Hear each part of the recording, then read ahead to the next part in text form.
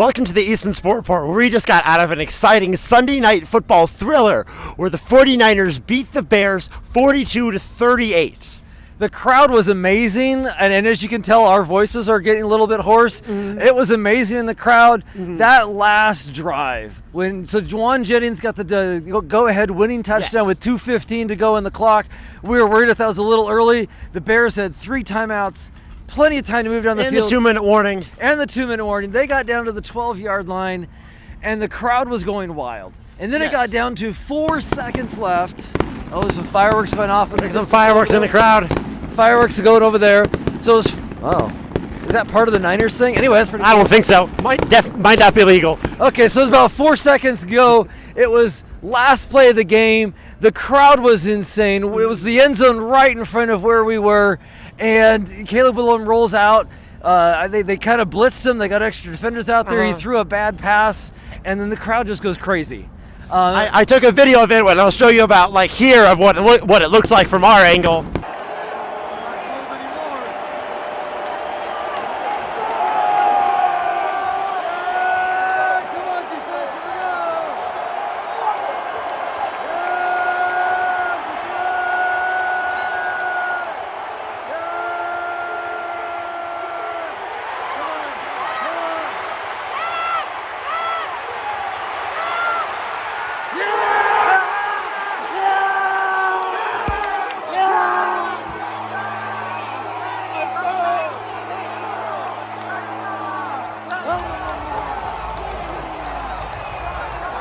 Amazing finish to the game. We were worried about the Bears doing a really good job they've come back so many times this season of coming back and winning the game. So that was really, I was kind of afraid at that point. We were Me too. with about 2:15 to go, and you're like, okay. Especially when they're on the 4-yard line. Yeah, and you're like, okay, this is what the Bears do all season. Can our defense do it? But we talked about last week on the podcast, but our defense steps up when they need to.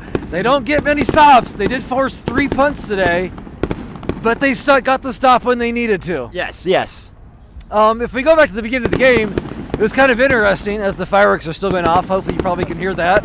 The Niners decided, hey, we'll just, Brock Purdy will spot him 7 points to start the game. We were talking about this in the car right there. We can probably give the Bears, or maybe on the podcast as well, Brock Purdy can give up at least 1. If we give over more than 1 turnover, we're probably going to lose the game. Yeah, and so we gave up 1 turnover to start the game, and that was kind of close after that. We weren't sure if that was going to be enough, but it ended up being enough there. I think another good turning point of the game was our defense after they got the first touchdown. We came back and scored at 7-7.